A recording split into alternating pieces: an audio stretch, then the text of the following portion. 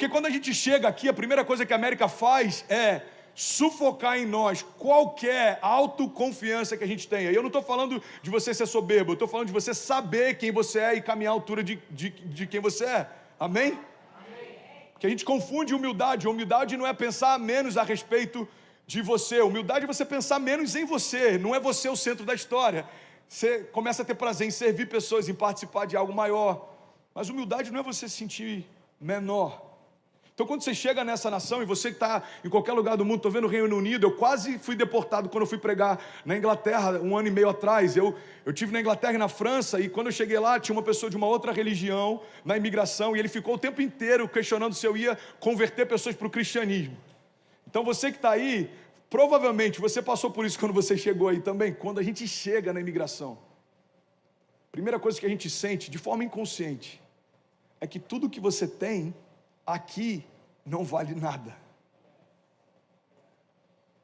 Quantos documentos servem de inúmeras nações, mas do Brasil aqui não são válidas? Eu tenho o meu CPF, sei lá, desculpa, aqui pra gente não vale. Eu tenho o meu score, aqui não vale. Eu tenho, aqui não vale. O tempo inteiro a mensagem que se passa é: irmão, esquece o que você já foi, se você foi, aqui você não é nada. Você precisa recomeçar. Então você vai começar uma história, começar um score, começar a ter documentação, você vai começar, e se você provar que você está apto, a gente pode até te dar algum tipo de crédito para você crescer. Alguém concorda ou já passou por algo semelhante? Então o que eu quero em nome de Jesus, no tempo que Deus permitir ficar aqui, fazer com a comunidade brasileira, olha para mim, irmão, é despertar a grandeza em você. Porque você não é da nação brasileira ou está nessa nação. Você é do reino de Deus, veio de lá e vai voltar para lá. O teu pai fez a América antes dos primeiros colonizadores chegarem. Teu pai fez esse lugar antes de alguém dizer que era dele. Você está comigo? Então entenda isso, irmão. Somos todos filhos, americanos, brasileiros, italianos, somos todos filhos. Somos todos dependentes da graça e todos carregamos a mesma grandeza de Deus. Nós servimos a um Pai que é bom. E quando eu estou debaixo dessa aliança, irmão, eu carrego com confiança. E não é fácil falar isso. Você é americano? Are you American? Yeah? Olha o tamanho do americano que está me ouvindo. Can you stand up, please? Come on, bro. God bless you. God bless you. Você tem que ter ousadia para na casa dos americanos dizer: irmão, somos todos iguais. We are together, ok? God bless you. Love you, bro. Love you. Eu quero falar sobre grandeza hoje. Você pode declarar isso? Diga: em Deus, eu sou grande. Agora fala acreditando. Diga: em Deus, eu sou grande. Sabe um cara pequeno que sabia que era grande? Davi. Davi está diante de um gigante e ele não chama o gigante de gigante. A chave para vencer gigantes é não considerá-los de acordo com o tamanho que eles têm. Pega isso, irmão, pelo amor de Deus, eu quero pregar nessa manhã. A chave para vencer gigantes é não considerá-los pela altura que eles têm. Davi não fala: quem é esse gigante? Não, ele fala: quem é esse incircunciso filisteu? O que significa um incircunciso filisteu? Alguém que não tem aliança. Ele está falando: quem é esse cara que não tem aliança com Deus, afrontando aqueles que têm uma aliança com Deus? Davi entendeu que a força dele, a grandeza dele, não estava na estatura que ele tinha, muito menos na estatura que o gigante tinha, mas estava na aliança que Deus tinha com ele. Quem é esse cara sem aliança que quer afrontar alguém que tem uma aliança com Deus? Você pode declarar isso? Diga: eu tenho uma aliança com Deus. E é Ele que me fortalece. Davi, se a gente fosse fazer uma comparação com cachorros, tem algum pet friendly aqui? Davi é como um pincher. Pequeno, mas ousado. Eu vi hoje pela manhã um vídeo, é inacreditável. 2 caras de moto pararam, foram assaltar uma mulher. Um pincher veio no pé do cara e ele subiu na moto e foi embora. Talvez fosse um Rottweiler, ele ia falar assim: eu acho que dá para encarar. Mas quando ele viu que era um pincher, ele falou: não, vamos. Davi, ele era pequeno em estatura, mas não tem a ver com o tamanho que você tem. Tem a ver com o tamanho do Deus que você serve. Tem a ver com o tamanho da aliança que você carrega. Você está comigo? Diga amém. Eu acho que ninguém quer ouvir essa palavra hoje, só quem está aqui do meu lado esquerdo. Tem alguém que quer ouvir essa palavra? Tem algum incendiário aí?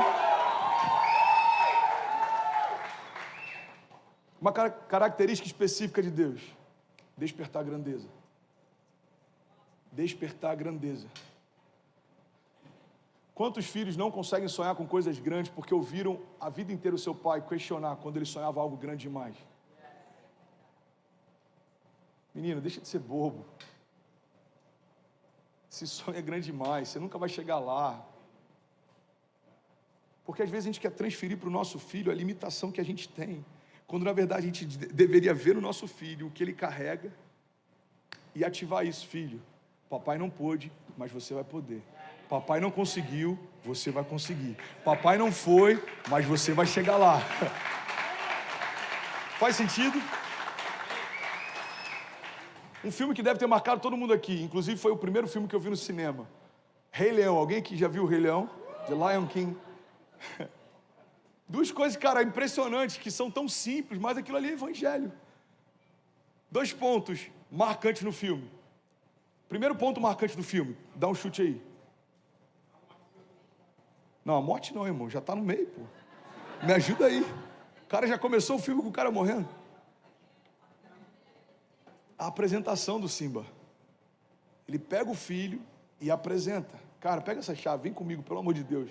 Daqui a 20 minutos está acabando isso aqui, irmão, mas pode mudar a tua vida para sempre. Uma chave liberada num ambiente de fé pode mudar a tua história para sempre. O que ele faz? Ele apresenta o que ele tem de mais precioso para a criação.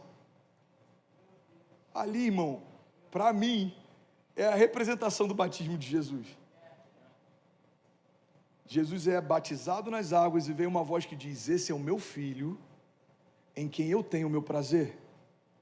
Jesus não tinha feito nenhum milagre, não há relato de que Jesus tenha feito nada, mas Deus está dizendo: eu tenho prazer nele. Por quê? Porque ele é o meu filho. Primeira cena marcante do Rei Leão: o pai apresenta o filho para toda a criação e fala: é o meu filho. Irmão, Deus apresentou você para a criação e falou: você é meu filho.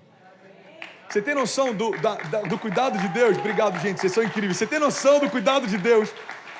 No Gênesis, Deus cria todas as coisas, cria o homem no 6º dia, o homem não tinha feito nada. No 7º, Deus ainda chama ele para descansar. Irmão, Adão não tinha feito nada. Sabe quando você fica cansado de tanto dormir? Alguém já ficou cansado de tanto dormir? Você pegou um dia que você dormiu, acordou 2 da tarde com o corpo dolorido? Adão devia estar assim, irmão. Fico imaginando Adão: pô, pai, acabei de nascer, já tem que descansar. Mas Deus está ensinando uma chave, filho. Quem eu amo, eu dou enquanto dorme. Descansa comigo. Contempla o que eu fiz para você. Qual é a graça? Cara, olha, pelo amor de Deus, irmão.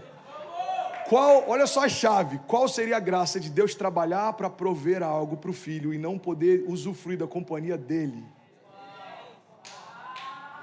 Agora, para observar. É assim que muitos de nós estamos na América.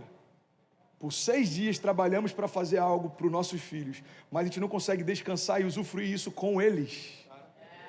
Qual é o prazer de construir algo para alguém que eu amo se eu não posso usufruir com ele? É forte, irmão. 6 dias, 5 dias eu estou fazendo para você. 6º dia eu estou fazendo você. 7º dia eu quero usufruir com você. Cara, isso é muito forte. Para você, com você. Então, Deus fez isso para você. Em algum momento da história, Deus fez você.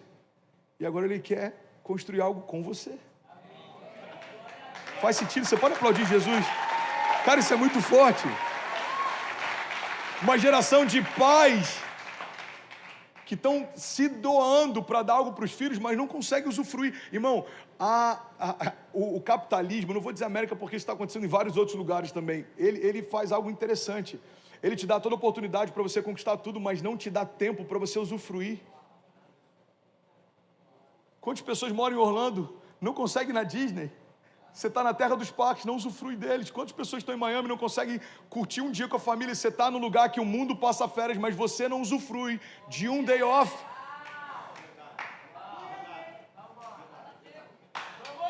Um day off. 5 dias, fiz para você, filho. 6º dia, eu fiz você, filho. 7º dia, eu quero curtir com você, filho. Eu não abro mão disso. Amém? Então o Rei Leão é isso, ele está falando, olha, eu tenho prazer no meu filho, esse aqui é o meu filho, beleza? Só para vocês saberem, esse aqui é meu filho. Segundo momento marcante na história do Rei Leão. E a gente estuda e se dedica e mergulha, ô Gui, e aí vai chegar em casa, como é que foi a pregação? O pastor pregou sobre o Rei Leão. Foi muito legal, ele falou sobre o Rei Leão e tal, foi interessante.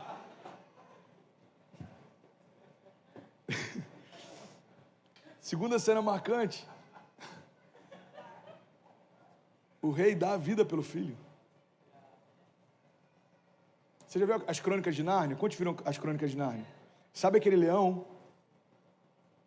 É a representação de Jesus. C.S. Lewis é a representação de Jesus.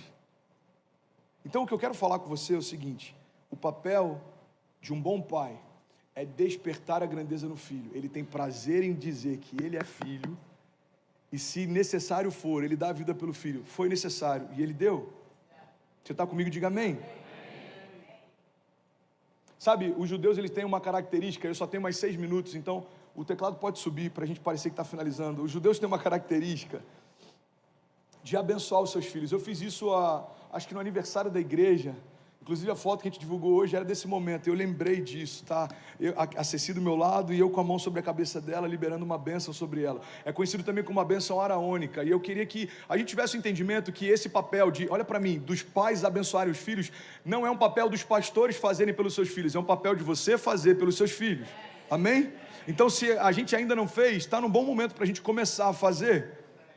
O que os judeus faziam? Está lá em Números 6:24, eles abençoavam os filhos. A bênção é tão simples, ela dizia que o Senhor te abençoe e te guarde. Deixa eu liberar isso sobre você, você pode levantar sua mão, todos somos filhos aqui, amém? Amém. Que o Senhor te abençoe e te guarde. Amém. Que o Senhor faça resplandecer o seu rosto sobre ti e te conceda graça. Que o Senhor volte para ti o seu rosto e te dê a paz. Eu declaro isso em nome de Jesus, irmão. O Senhor virando o rosto dele para cada um de nós e nos dando graça, e nos dando paz, e nos dando renovo, porque nós temos um bom pai. Eu quero falar sobre dois tipos de relação entre pais interessantes aqui. Você está comigo? Eu só tenho 5 minutos, então eu preciso que você venha até o final. 2 tipos de relação interessantes entre pais e filhos. O primeiro tipo interessante é a história de José. Olha que louco isso. O pai acreditava na grandeza de José, o pai amava José, o pai deu uma capa colorida que destacava José dos outros irmãos, ou seja, a relação entre José e o seu pai está muito clara, o pai tinha visto grandeza neles. O pai viu todos os filhos e ele amava todos os filhos, mas ele falou, esse daqui é diferente, ele tem algo diferente, ele carrega uma graça diferente. Então a relação entre José e o seu pai é uma relação clara de que os irmãos não viam a grandeza que ele tinha, como o pai via. Alguém vai pegar essa chave. Os irmãos de José não conseguiam enxergar em José o que o pai já estava enxergando.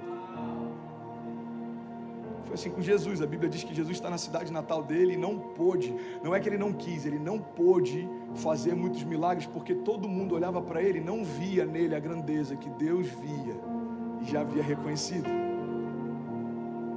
Você está comigo? José e o pai, um exemplo claro de um pai que vê a grandeza no seu filho, que ninguém ainda viu. Agora tem uma outra história interessante. José se tornou governador, mudou a história, depois abençoou seus irmãos, proveu sobre a sua casa, sobre a nação, sobre as nações, se tornou governador do Egito. Nenhum pé se movia, nenhuma mão se levantava sem que houvesse uma ordem clara de José.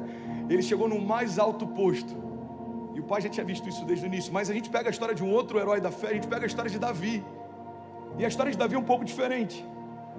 A história de Davi fala a respeito de alguém que carregava grandeza, mas nem o pai ainda tinha visto. Pega essa chave, irmão, quero liberar sobre você. A história de Davi fala de alguém que carregava grandeza e nem o pai ainda tinha visto.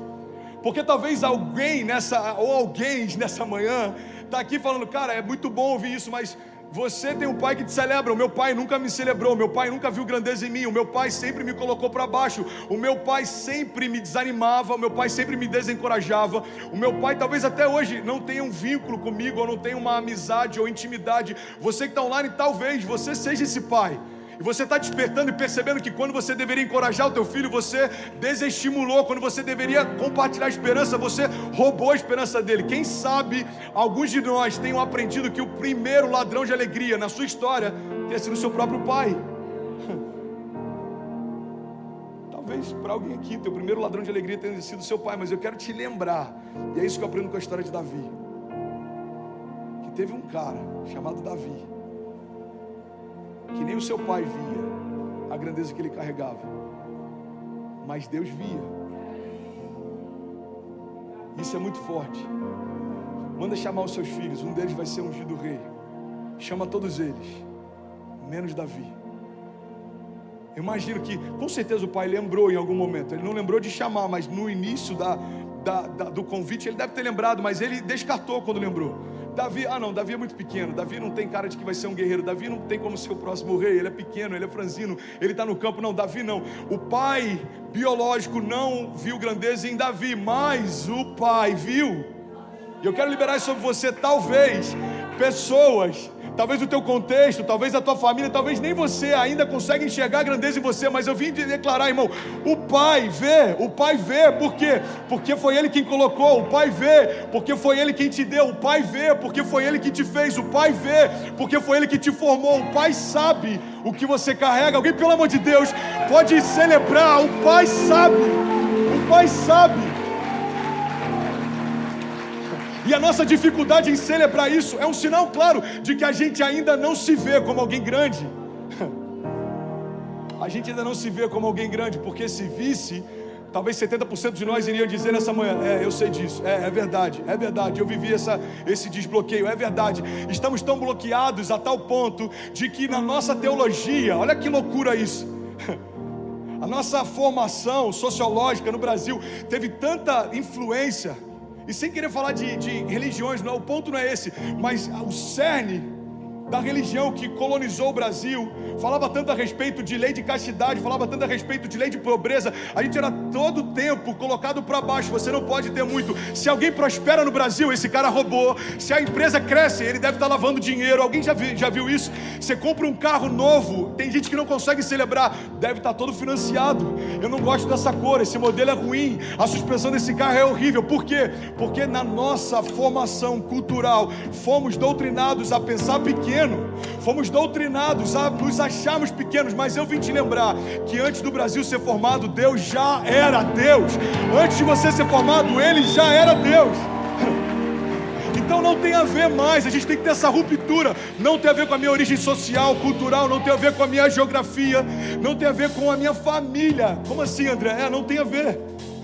Porque se você sofreu um abuso em casa, não significa que o pai tinha projetos de abuso para você. Se você foi desestimulado em casa, não significa que o pai queria desestimular você, irmão. Nem sempre aquilo que nos rodeia é um reflexo daquilo que Deus preparou para nós. A gente precisa entender que quando o Evangelho entra, o reino de Deus se revela. Então, aquilo que eu era ficou para trás e começa a ser gerado quem Deus sempre quis que eu fosse. Eu me achava pequeno, agora Deus me fez entender que eu sou grande. Eu me achava miserável, agora Deus me fez entender que eu sou próspero.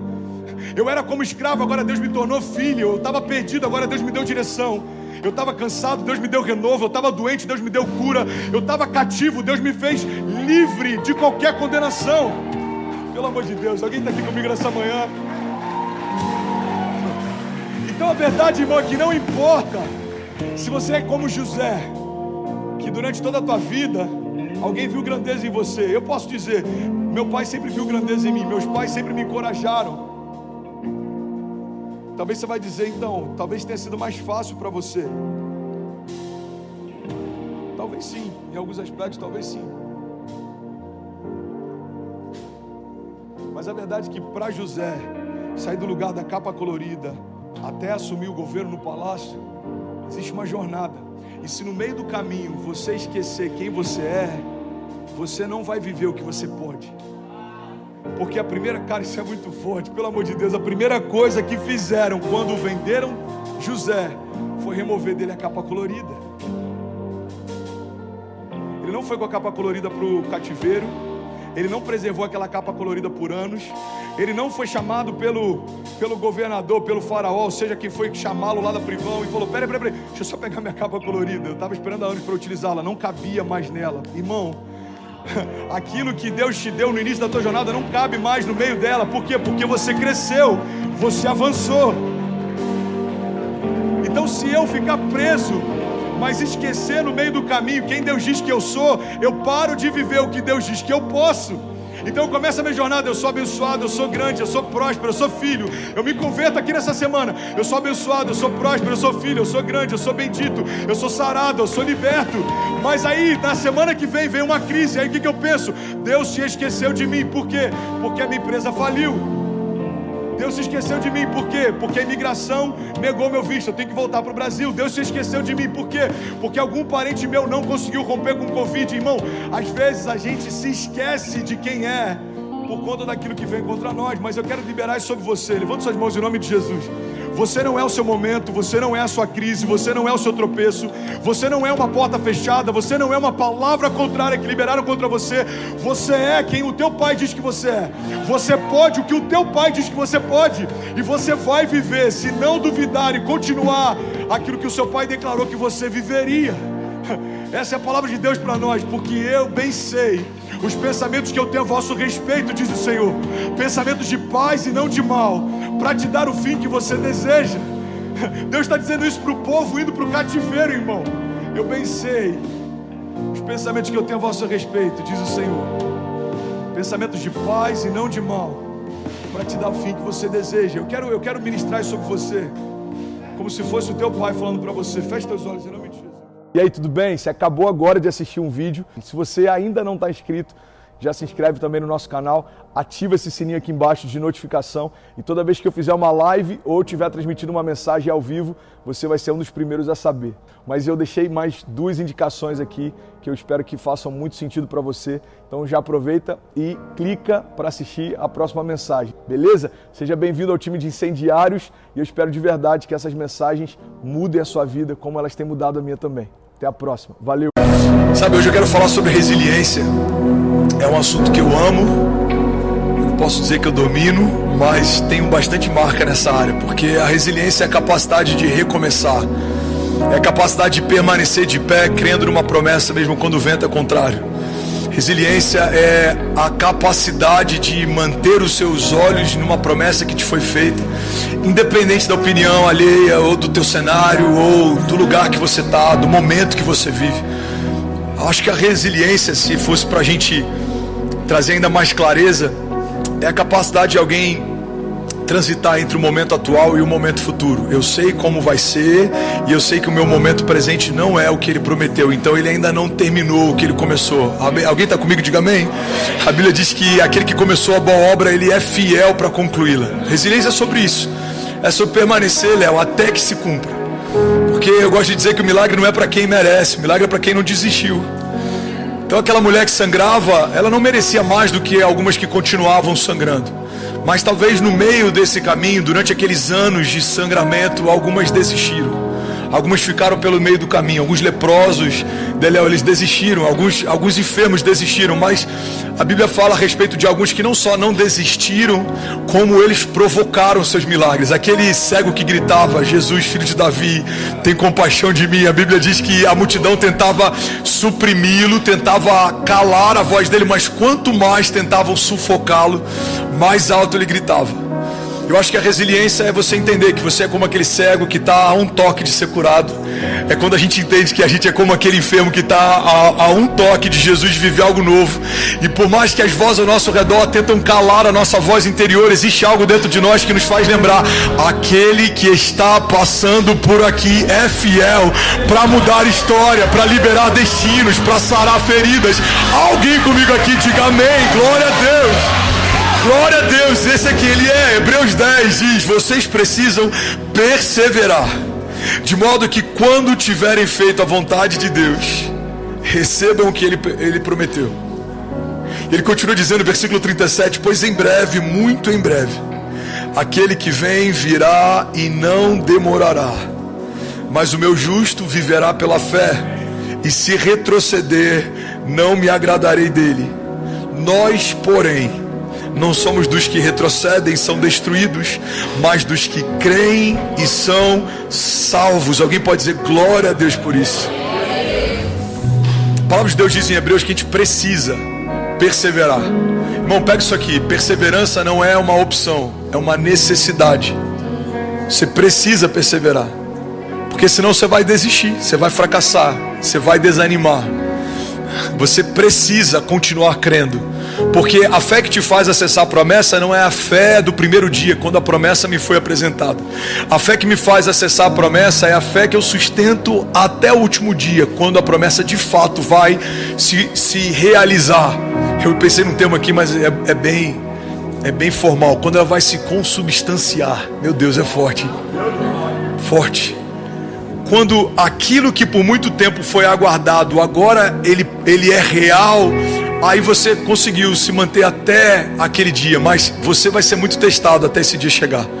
Esse dia envolve deserto, esse dia envolve negação, esse dia envolve abandono, esse dia ele passa por traição, esse dia ele passa por cansaço, esse dia passa por solidão, solitude. Mas quando a gente persevera, a Bíblia fala que aqueles que perseverarem, eles verão o cumprimento daquilo que Deus prometeu. E é sobre isso que eu quero falar nessa noite. Alguém está comigo? Diga amém. Amém. Significado de resiliência diz assim, dentre vários significados, um dos que mais me chamou a atenção é que a resiliência é a capacidade de se recobrar facilmente, ou de se adaptar à má sorte, se adaptar às mudanças. A resiliência é alguém que com facilidade se adapta, ressignifica, recomeça. A gente vai para a etimologia da palavra, a origem dela vem do inglês, resilience, que significa elasticidade. E aí, cara, eu lembro que quando eu estava ministrando sobre isso algum tempo atrás, eu lembrei de um vídeo que eu assisti, de um cara que tinha uma plantação de trigo, e ele falava sobre a diferença entre o joio e o trigo. E ele falou, para quem é leigo, você olha os dois plantados e é muito parecido. O joio e o trigo parecem muito. A coloração parece, a estrutura parece. Quando está junto no campo, você se confunde. E aí o repórter perguntou para ele, mas como que você consegue saber o que é joio e o que é trigo? Ele falou, é fácil você perceber o joio e o trigo quando bate um vento forte. Porque quando o vento forte bate, o trigo se dobra, mas o joio não, ele é inflexível. Ele não se dobra, ele não se curva, ele é rígido. O trigo não, o trigo ele é maleável, ele é flexível, ele se dobra com facilidade. Eu lembro que eu parei aquele vídeo, aquilo explodiu a minha mente, porque é para esse lugar que Deus está chamando a gente. Quando o vento forte bate, será que a gente é daqueles que fala, eu não vou me dobrar a nada, eu não vou ceder, ou a gente é daqueles que com facilidade se derrama aos pés dele e fala, Senhor, eu não tenho forças, mas eu sei que o Senhor está nesse vento, eu sei que o Senhor está fazendo algo, eu sei que o Senhor é poderoso para fazer, o Senhor é poderoso para fazer infinitamente mais do que tudo que eu peço, do que tudo que eu penso. Vamos, alguém aqui comigo? Então a pergunta não é se o vento forte vai bater, a pergunta é como a gente se porta quando o vento forte vem. Quem sou eu no meio de uma ventania? Quem sou eu no meio de uma crise? Quem sou eu no meio de um momento adverso? Quem sou eu quando as coisas fogem do meu controle? Porque as coisas sempre vão fugir do nosso controle. De estação em estação a gente vai ser submetido a momentos assim. Mas aquele que sabe a quem serve e conhece o caráter de quem serve, sabe que por mais que coisas fujam do meu controle, nada nunca foge do controle de Deus. Então pode não ser do jeito que eu queria, mas certamente o Senhor está se agradando do que está acontecendo. Pode não ser da forma que eu queria, do jeito que eu queria, na velocidade que eu queria, mas todas as coisas cooperam para o bem daqueles que amam a Deus. A resiliência, irmão, é essa habilidade de descansar quando tudo está em caos. E é uma habilidade que a gente vai desenvolvendo. Eu confesso que coisas que teriam me matado lá no início da minha jornada, hoje não tiram o meu sono. Coisas que tiram meu sono hoje, daqui a 2, 3 anos, talvez vão ser só um momento. Porque a cada estação o Senhor vai permitindo ventos mais fortes, porque a nossa estrutura já é diferente, a nossa memória é diferente. Você já ouviu falar de memória muscular? Alguém começa a treinar tipo o Lucão e da noite para o dia está grandão. Isso não é reposição hormonal, amém, gente? Não é. Talvez um pouco. Mas isso é a memória muscular, Daniel. Você tem também, né? Está guardado, em algum lugar aí está escondido. O que é memória muscular? Cara, quando você começa a exercitar, o teu corpo lembra, olha, eu lembro disso aqui. Eu lembro do movimento, eu lembro dessa mecânica, eu lembro. Porque o que acontece quando o músculo se desenvolve? Você tem uma ruptura das fibras e aquilo, eu vou usar um termo bem bem fácil da gente entender. É como se essas rupturas gerassem uma quebra. E aí o nosso corpo, ele vai lá e ele reconstrói. Só que várias vezes isso sendo desfeito e reconstruído, sendo ferido e reconstruído, isso vai gerando aumento de massa muscular. A nossa estatura espiritual, ela não é construída da noite para o dia e nem é dada por presente. Ela é construída a partir de rupturas. Ela é construída a partir de decepções. Ela é construída a partir de frustrações. Porque todas as vezes que o Senhor permite que a gente se frustre com algo da terra, a gente começa a aprender a confiar e esperar mais em algo do céu. O salmista, quando ele diz, eu elevo meus olhos aos montes, de onde vem o meu socorro, ele está dizendo, eu desisti de esperar da terra, não é daqui que vem a minha resposta. É dos céus que vem a minha resposta, é de lá que vem o meu socorro, é de lá que vem o meu refúgio, é de lá que vem os rios fluem de lá, a provisão vem de lá, o abrigo vem de lá. Faz sentido? Então por que Deus permite algumas frustrações com a terra? Porque se deixar, a gente começa a confiar tanto naquilo que é palpável, que a gente vai se esquecendo que o mais poderoso acontece no reino que é invisível. O mais poderoso do que está acontecendo agora, nenhuma câmera consegue capturar. Você pode ter o maior número de pixels, você pode ter o melhor obturador, você pode ter melhor iluminação. O que está acontecendo aqui é belo aos olhos, mas o que a gente não consegue ver é poderoso. Tem cadeias sendo quebradas, tem os Espíritos de Deus que estão nos 4 cantos da terra, estão envolvendo pessoas aqui. Enquanto eu falo, palavras liberadas da minha boca, códigos estão sendo ministrados aqui, irmão, estão tirando pessoas de sepulturas, casamentos de lugar de morte, ministérios estão sendo reavivados. Alguém aqui? Então existe vida fluindo além do que os meus olhos veem. E a gente precisa ter esse entendimento. As frustrações são didáticas. É Deus falando, eu quero te ensinar a esperar cada vez menos da terra, porque você vai esperar cada vez mais de mim.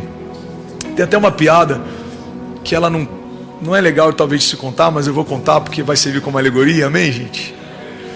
Eu não sei se eu posso contar com a nacionalidade da piada, porque isso pode... A gente está na época do politicamente correto, tá tão difícil, né?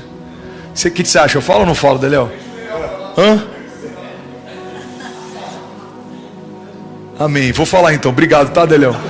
Muita sabedoria no seu conselho. Cara, essa piada é uma história, tá, gente? Não é real, mas fala aqui eu vou omitir a nacionalidade. Um pai estava ensinando o filho dele a confiar. E aí ele falou assim, filho, vem correndo e pula no colo do papai que eu te seguro. E aí o filho, não pai, eu tenho medo. Não, você não precisa ter medo, pode confiar. Tem certeza, pai? Tenho. Então tá bom. Aí o filho veio correndo e ele se lançou nos braços do pai. Aí o pai desviou e deixou ele cair. Ele falou assim, isso é para você aprender a nunca mais confiar em ninguém. Irmão, essa brincadeira, quando você sabe nacionalidade, ela tem um pouco mais de graça, mas o fundo dela é algumas frustrações que a gente vive de forma natural, que parecem bobas, vão gerando em nós um entendimento, vão gerando em nós um receio, eu vou dizer assim, um zelo. Quando Deus permite que algumas coisas da terra nos frustrem, não é para que a gente se torne alguém fechado, ou que a gente se torne alguém ferido, ou que a gente se torne alguém traumatizado. Não é sobre isso. Deus não quer que você seja alguém cercado de traumas andando pelas ruas da cidade. Ele só quer que o nosso coração, que é enganoso, que sem perceber vai o tempo inteiro voltando a nossa expectativa para a terra, seja recalculado o tempo inteiro. De tempos em tempos Deus permite que rotas sejam recalculadas. Isso só acontece porque de alguma forma, sem perceber, a gente se perdeu. Eu estava no podcast hoje do Caio, eu estava falando sobre a importância de recalcular a rota. Se você estiver vindo daqui lá para a porteira do rancho e você se desviar um pouquinho, você consegue olhar e você percebe, ainda está no teu campo visual. Você talvez está a alguns passos de distância. Se você tiver que sair daqui lá para Castelo e você se perder um pouco, talvez você está 1 ou 2 ruas, você ainda se encontra. Mas quando você está num voo, se você muda 3 graus da tua rota, você para num continente diferente. Você vai embarcar com um destino final, mas quando você desce, você está num lugar diferente, a geografia é diferente. Então a gente precisa entender que de tempos em tempos o Senhor permite algumas coisas para que a nossa rota seja recalculada. Em outros momentos Ele permite algumas coisas para que a nossa confiança nele seja aumentada, em outras para que a gente tenha marcas, em outras para que a gente tenha memórias, em outras para que Ele reconfigure algo que talvez a gente não entende hoje, mas lá na frente a gente vai entender. Resiliência fala sobre um coração que crê e confia tanto no caráter de Deus, que mesmo sem entender o porquê de algumas coisas, sempre confia que o que Deus permitiu ou está fazendo, no final é melhor para mim. Senhor, eu não entendo o porquê, eu não entendo a forma, o tempo, o modo, mas eu sei que o Senhor sabe o que é melhor para mim. É isso que a palavra de Deus está dizendo. Nós precisamos perseverar. A Bíblia diz, vou voltar ao Hebreus 10, 36, vocês precisam, é uma necessidade, perseverar, de modo que quando tiverem feito a vontade de Deus, recebam o que Ele prometeu. Romanos 8, 28, porque sabemos que Deus age em todas as coisas para o bem daqueles que amam a Ele e daqueles que foram chamados segundo o seu propósito. Alguém pode dizer glória a Deus por isso? Salmos 30, eu amo os Salmos, porque a gente vê aqui o salmista em vários momentos ele está sendo extremamente vulnerável. A gente vê alguém que em alguns momentos está angustiado, em alguns momentos ele está celebrando, ele está exultando, ele está exaltando, e em outros momentos ele está ministrando a própria alma, ele está falando com ele mesmo. É impossível você ler um salmo no momento em que você está quebrantado e isso não tocar você de alguma forma, isso não acessar algum lugar do teu coração. E esse Salmo 30, versículo 1, diz assim: eu te exaltarei, Senhor, pois tu me reergueste e não deixaste que os meus inimigos se divertissem às minhas custas. Senhor meu Deus, a ti clamei por socorro e tu me curaste. Senhor, tiraste-me da sepultura, prestes a descer a cova, e me devolveste a vida. Cantem louvores ao Senhor, vocês, os seus fiéis, e louvem o seu santo nome, pois a sua ira dura só uma noite, mas o seu favor dura a vida toda. O choro pode persistir uma noite, diz a palavra, mas de manhã vem a alegria. Biblicamente é quase impossível a gente encontrar homens vivendo o ápice do seu ministério sem terem sido marcados antes disso. É quase impossível a gente ver Deus usando alguém in natura. Ele unge in natura, mas ele usa alguém que foi processado. Ele chama in natura, mas ele usa alguém que foi processado. Ele compartilha um sonho com alguém in natura, alguém jovem, alguém novo, alguém talvez ingênuo, mas ele envia alguém que foi processado. E eu vou falar o que você já ouviu milhões de vezes, mas o fato da gente já ter ouvido não tira a força dessa verdade. Antes do id sempre tem um vinde. Antes de Deus enviar alguém, Ele sempre traz para perto. Antes de Deus enviar alguém para ministrar, Ele traz para ser ministrado. Antes de Deus enviar alguém para tocar, Ele traz para ser tocado. Antes de Deus enviar alguém para curar, Ele traz para ser curado. A gente vê isso em vários momentos da Bíblia, cara. E um dos que eu amo pregar é sobre Paulo naquela ilha, quando ele naufraga. O Paulo acabou de naufragar, ele tá no meio de um caos. Os caras olham para ele e falam: cara, talvez esse cara não seja tão de Deus assim, porque se fosse, Deus teria sustentado o navio dele. Mas até aí está tudo bem, cara. É alguém que naufragou. Vamos dar comida, vamos vestir ele, vamos aquecê-los. E a Bíblia diz que eles vão lá e fazem uma fogueira e eles começam a cuidar deles. Até que Paulo vai pegar alguns gravetos, e quando ele vai pegar os gravetos, uma serpente pica a mão de Paulo. E é aí que muda o jogo. Irmão, pega isso aqui. A multidão sempre tem uma opinião a teu respeito, que ela é ligada à tua performance atual. Logo, se você está no teu melhor momento, Deus te ama. Se você está no teu pior momento, talvez você tenha feito algo que Deus tenha te abandonado por isso. E com Paulo não foi diferente. A Bíblia diz que quando eles veem a mão de Paulo ferida, começa a dizer entre si: esse homem, ele é amaldiçoado, porque os deuses não conseguiram matá-lo afogado, agora estão tentando matá-lo envenenado. Então a multidão sempre vai entender que cada estação que a gente passa, que não é favorável aos nossos olhos, ela é a manifestação, a expressão de um castigo de Deus. Mas a gente aprende algo com essa história de Paulo.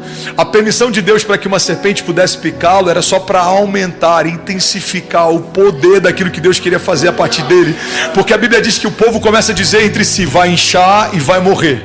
Passa um tempo, Paulo não incha, Paulo não morre, e aí a multidão muda. Irmão, não tem nada mais volúvel do que a multidão. Pega isso.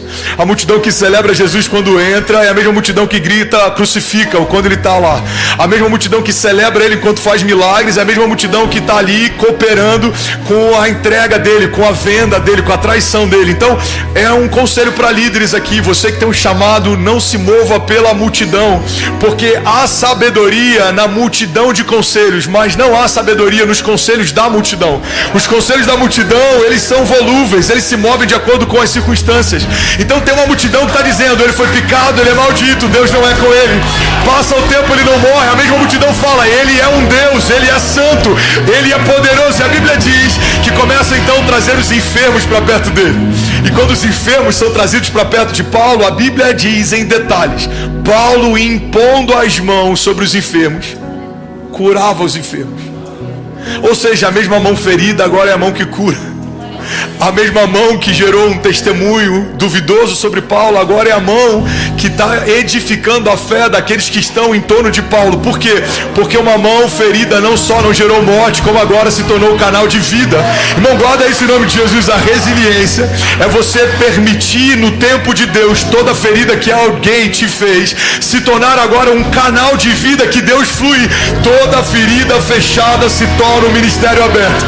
Talvez te frustraram, te machucaram, te feriram, talvez você fez por merecer, você colocou expectativa demais na terra, talvez você abriu brechas, talvez você fez algo que não alegrou o coração de Deus, mas a boa notícia é, se você permanecer e não desistir, se você perseverar e não desanimar, se você continuar crendo que aquele que começou a boa obra é fiel para concluí-la, os lugares das suas feridas serão visitados pela glória da dupla honra de Deus, e agora fluirá a vida de toda ferida fechada, fluirá a vida de todo lugar de angústia, fluirá a vida de todo lugar enlutado, fluirá a vida de todo lugar ressequido, porque não há nenhum deserto que com Deus não possa se tornar em oásis, não há nenhum mar vermelho fechado que com Deus não possa se tornar caminho aberto. Ele é o Deus que abre caminhos, Ele é o Deus que muda a nossa sorte, Ele é o que é, Ele é o que era, Ele é o que permanecerá, porque há uma palavra de Deus liberada sobre nós, e a palavra dele sobre nós é: eu ainda continuo sustentando a promessa que te fiz. Creia, não desanime, eu sou o que sou, eu sou o que sou, diz o Senhor, eu sou o que sou, diz o Senhor. Você pode levantar suas mãos e declarar isso, diga: o Senhor é fiel em todas as suas promessas. Diga: eu sei que aquele que começou a boa obra é fiel para concluir, e das minhas feridas o Senhor vai fazer fluir rios de vida. Diga: fluirá virtude de todo lugar machucado. Diga: fluirá autoridade, poder, unção, dupla honra de todo lugar onde já houve vergonha ou humilhação, porque o meu Deus é especialista em transformar crises em testemunho. Alguém que crê nisso, irmão, você pode celebrar Jesus no seu lugar. Vamos, alguém aqui nessa noite. Aleluia. Hebreus 11 diz assim: da fraqueza tiraram força e tornaram-se poderosos na batalha, e puseram em fuga exércitos estrangeiros. Eu amo a versão que diz que a fraqueza era a fonte da força do povo de Deus. Irmão, se Deus usa a matéria-prima que a gente rejeita como algo suficiente para gerar o que a gente deseja, pega isso aqui. A gente precisa entender que o nosso nada nas mãos certas se torna tudo que a gente precisava. As nossas crises na mão certa se torna tudo que a gente precisava. Faz sentido? Porque a palavra de Deus diz que da fraqueza tiraram forças, ou seja, a matéria-prima da força de Deus é a fraqueza do homem. Diga ao fraco: eu sou forte. Então, se a minha fraqueza vira força, a minha angústia vira regozijo, alegria. A minha humilhação vira dupla honra. A minha vergonha vira dupla honra. A Bíblia diz que no lugar da vergonha opera a dupla honra de Deus. É no lugar que você foi envergonhado que você vai ser duplamente honrado, se perseverar e permanecer, não desanimar e não desistir. Então Deus, ele pega a matéria-prima que a terra rejeita e ele transforma naquilo que a gente deseja. Você deseja viver o quê? Eu quero viver promessas, pastor. Então suporta o processo, abraça ele. Uma coisa que Deus tem falado comigo, que tem, cara, queimado meu coração, e eu tenho falado em alguns lugares, a gente precisa ter esse entendimento que deserto já é promessa. O pão partido já é promessa. Ninguém comeu, não foi multiplicado. A multidão está sentada, mas ainda não recebeu. Mas no momento que Jesus parte o pão e dá graça, um banquete já está a caminho. Alguém está pegando isso aqui? Então a arca já é promessa. Não veio o dilúvio, mas já tem algo acontecendo. O deserto já é promessa. Ainda não estamos numa terra que emana leite e mel, mas também não estamos mais debaixo da escravidão do Egito. Então eu preciso entender que esse ato que acontece entre esses dois momentos, o momento que Deus me prometeu algo e o momento em que Deus vai cumprir algo, cara, esse ato se chama processo. E só resiste ao processo quem é resiliente, quem consegue suportar o peso. E é para esse lugar que Deus está te chamando, porque a palavra de Deus diz que é da fraqueza que Ele tira forças. Eu não sei você, irmão, mas eu nunca tive tão fortalecido no Senhor, porque eu nunca me senti tão enfraquecido, cansado. Tanta mudança, 14 anos, 14 casas diferentes. Quando as coisas começam a estabilizar, Deus muda a estação, Deus muda a canção, Deus muda a música, Deus muda o ritmo.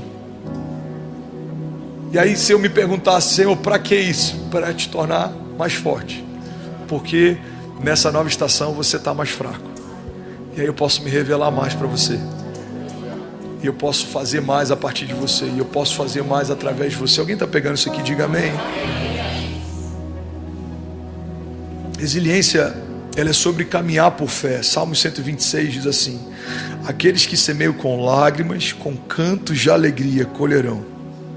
Porque aquele que sai chorando enquanto lança a semente, voltará com cantos de alegria, trazendo os seus feixes. O que significa caminhar por fé? Caminhar por fé significa você desativar todos os outros modos do teu painel de instrução, do teu painel de instrumento. Imagina que você está num voo. Eu não sei se você já teve essa oportunidade de estar num cockpit de um avião, ou de ver isso em algum filme. Tem momentos que eles voam visual, tem momentos que eles voam por instrumentos. Perde a visibilidade, não dá para enxergar nada, você tem que confiar no radar. E aí, dependendo de como o céu está, se é um céu de brigadeiro, se é um céu favorável, ou se é um cenário mais crítico, você pode acionar piloto automático, ou você precisa assumir o controle. Eu creio que tem momentos que Deus permite algumas turbulências para que a gente retome o controle. Eu creio que tem momentos que, como a gente está cansado, Ele permite que a gente descanse e Ele assume o controle. A gente precisa entender que turbulência não significa uma sentença, é só uma nuvem, ela passa. A gente precisa entender que céu de brigadeiro é maravilhoso, mas não é assim para sempre, ele também passa. E esse é o desafio da jornada da fé, entender que nada é absoluto a não ser Deus e a sua própria natureza. As únicas coisas absolutas são o Senhor e a sua natureza. A natureza dele é infalível, ele é imutável, não há variação no seu humor, ele é o mesmo ontem, hoje e para sempre. As suas promessas, elas são inflexíveis, uma vez declaradas por ele, permanecem pulsando e vivas. Mesmo que eu não as viva, elas continuam sendo verdade. Agora, qualquer coisa que não seja o Senhor e a sua natureza não é absoluto. Tudo passa. O dia mau passa, o dia bom também. O choro passa. As portas abertas nesse cenário talvez em que tudo coopera também. Aí você vai falar, pastor, mas e aí? As portas se fecharam, vai ser assim para sempre? Não, daqui a pouco vai abrir de novo e portas maiores se abrem. Pastor, agora o céu tá pesado, vai ficar assim para sempre? Não, daqui a pouco se abre de novo e se abre numa dimensão ainda maior. Porque tudo é cíclico. A gente vê, por exemplo, na história de Davi, ele vivendo ciclos de retaliação, e elas vão mudando a dinâmica de acordo com a patente que ele vai recebendo. Você já ouviu pregar talvez isso em algum momento, mas talvez vai ser novo para alguém que está aqui. Davi, enquanto pastor de ovelhas, ele tem uma autoridade sobre animais, por isso ele milita contra animais. Quem resiste à autoridade de Davi é a urso e o leão. Mas Davi, agora ungido rei, começa a sofrer a resistência de um rei, porque a patente que ele carrega agora é uma patente de reinado. Então agora é uma luta de reinos, porque a patente dele é diferente, a estatura dele é diferente, a unção dele é diferente, a voz dele é diferente. Quando Davi fala, agora os pastores tremem e os reis também. É um rei ungido por Deus. Cara, isso é muito forte. Agora, enquanto ele tinha uma autoridade sobre animais, os reis nem sabiam da sua existência. Ele vai lá levar comida para os irmãos, ele vê aquele gigante, e aí a história você já sabe, ele vence o gigante, e aí o rei manda perguntar quem é o pai desse menino. Davi entra na história e sai da invisibilidade a partir de uma batalha, mas até então ninguém sabia quem ele era. Mas o céu já sabia. Então os céus tratam um menino como rei, porque isso é o que eu mais amo no Evangelho. Deus sempre nos chama daquilo que a gente é antes da gente se tornar. E é por isso que ele tem tanto ciúme dos seus, porque quando você está tocando em alguém que Deus já vê pronto, você não está tocando num menino, você está tocando num rei, você está tocando num governador, você está tocando num apóstolo, você está tocando... Alguém está comigo aqui? Você está tocando num profeta, você está tocando num ungido. Então a terra olha e fala, é só um menino que transporta comida, é só um menino que ninguém conhece. Os céus falam, não. Ele é o rei que vai substituir o rei em exercício. Ele é alguém que a bandeira vai estar até a volta de Jesus com o símbolo do reinado dele. Não, ele não é qualquer um. Agora, quem caminha pela terra só entende e discerne a terra. Quem caminha pelo céu entende e discerne o céu. Então um profeta viu alguém por trás das malhadas num dia que nem o seu pai cogitou chamá-lo. Um menino que tinha autoridade sobre animais agora recebe autoridade sobre o reino. Recebe a resistência de reis. E quando ele assume o trono, agora outros reinados, em alguns momentos, se unem para combatê-lo. Porque agora que ele assume a autoridade sobre um reino inteiro, outros reinos inteiros agora se movem para resistir. Irmão, resiliência é entender que a cada nova estatura que o Senhor te concede, existe um novo nível de resistência da terra sobre o que você carrega. A terra não vai imprimir a força da resistência de um reino contra alguém que lida com alguns animais. A terra não vai imprimir a resistência de cidade contra alguém que ainda tem uma visão só para um bairro. A terra não vai imprimir a resistência de exércitos contra alguém que ainda nem sabe quem é ou a identidade que tem. Mas quando você desperta para a tua porção, despertam também os seus opositores. E é por isso que a cada nova medida existe uma nova medida de unção, de autoridade, de graça, novos feitos, novos sinais, novas maravilhas, novas resistências, novos desertos. É cíclico. Então Davi, ele está vendo, imagina o dia em que ele foi chamado para ser ungido. Cara, nem o pai chamou, mas Deus me chamou. Imagina a alegria. Imagina o dia em que ele está sendo perseguido por Saul. Está no meio do deserto, está se escondendo em lugares subterrâneos. Imagina no dia em que ele assumiu o trono, a alegria que foi. Imagina no dia em que ele deveria estar no campo de batalha e ficou no palácio e acabou manchando o legado dele com o pecado. Imagina o dia em que o primeiro filho nasceu. Imagina o dia em que o filho abusou da sua própria filha. Cara, são tantas histórias que permeiam uma só história. Eu estou falando de um cara que andou pelo vale da sombra da morte. Estou falando de um cara que foi ungido quando nem o pai o chamou. Eu estou falando de um cara que foi estabelecido com um reinado que nunca houve e nunca haverá sobre Israel. Então todas essas histórias falam a respeito de um mesmo cara. Então entenda, a tua história é um filme, não é uma foto, não é um frame. Ela é cercada de portas abertas e fechadas também. Ela é cercada de dia claro, de dia chuvoso também. Ela é cercada de momentos em que todo mundo celebra e momentos em que pessoas te abandonam também. Ela é cercada de momentos em que o favor e os recursos estão fluindo e momentos em que o favor e os recursos eles secam também. Ela é cercada de vergonha e dupla honra. Alguém está comigo aqui? Então qual é a resiliência? A resiliência é a minha capacidade de permanecer de pé enquanto estou na travessia. A resiliência nada mais é do que a expressão da confiança de alguém na travessia. Porque você pode voltar para onde você veio. Muitos fizeram isso. Pedro fez isso quando achou que Jesus talvez não fosse o Messias aguardado. Era só um homem usado por Deus. Ele volta a pescar. Aqueles homens no caminho de Emaús fizeram isso. Quando tiveram notícia, se desanimaram, houve desesperança e eles voltaram para o caminho em que antes eles estavam. Agora, se a gente voltar quando algo fugir do nosso controle, significa que a gente desistiu, a obra é incompleta. Mas se a gente permanecer, independente de como as coisas estão, existe um homem que vai nos encontrar no meio do nosso caminho de Emaús, e ele vai trazer à nossa memória aquilo que nos dá esperança, e ele vai fortalecer o nosso coração cansado. Alguém está pegando isso aqui? Feche teus olhos, eu quero ministrar isso sobre você. O Senhor vai fortalecer o teu coração cansado. O Senhor vai manter a tua consciência nas promessas e não tanto nos problemas. Se você entregar para Ele o controle de todas as coisas, o Senhor quer se revelar para você no seu dia mau, no dia da tua falta, no dia em que coisas fogem do teu controle. Ele só está te ensinando a confiar nele e saber que mesmo quando tudo parece ter fugido do teu controle, nada fugiu do controle do Senhor. Ele ainda tem o controle sobre todas as coisas. Basta uma palavra dele e céus e terra se curvam.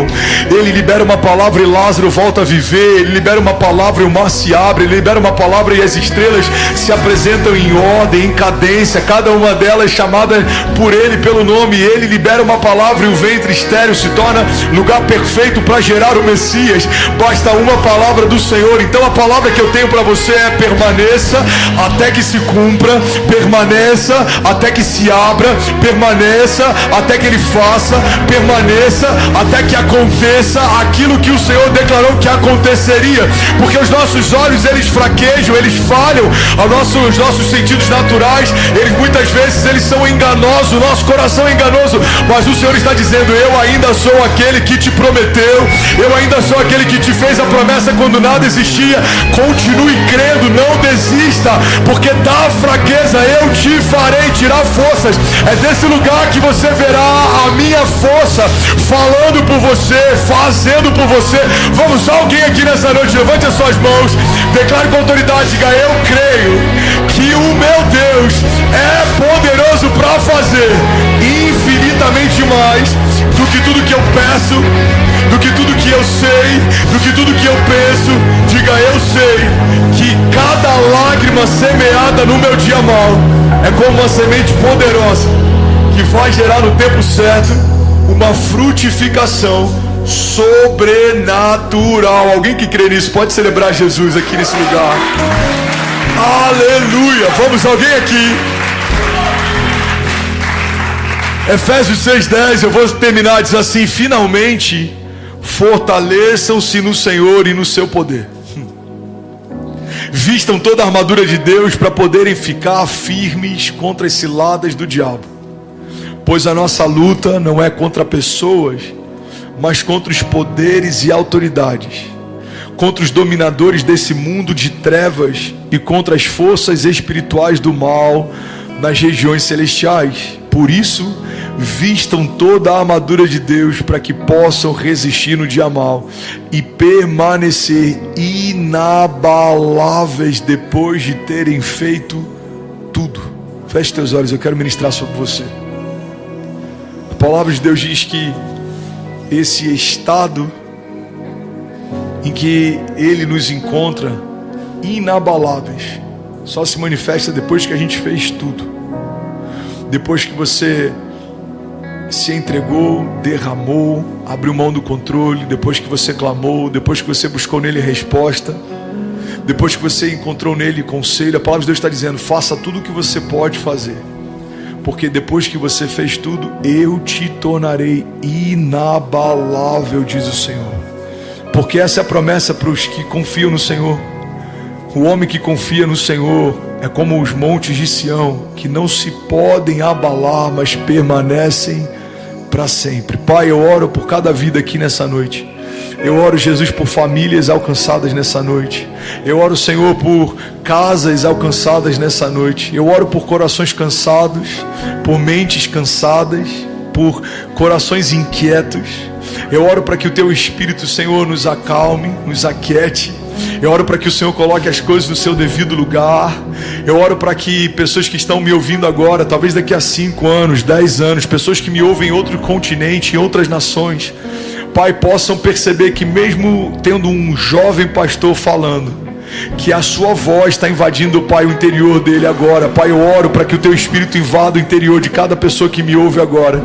Jesus, vem como um vento impetuoso e move coisas de lugar, move coisas de lugar, remove cadeias. Vamos, alguém comigo aqui, remove grilhões, restaura o que precisa ser restaurado, quebra o que precisa ser quebrado. Jesus, parte o que precisa ser partido, mas não nos deixe no mesmo lugar. Eu oro, Pai, para que haja a partir dessa palavra, dessa oração, e desse encontro, para que haja mudança, para que haja romper, para que haja novidade de vida, para que haja milagre, para que haja restauração. Vamos, levante as suas mãos, feche teus olhos, comece a apresentar ao Senhor aquilo que você precisa. Eu quero te fazer um convite, irmão, você que está aqui nessa noite e quer entregar a tua vida a Jesus, faça isso agora.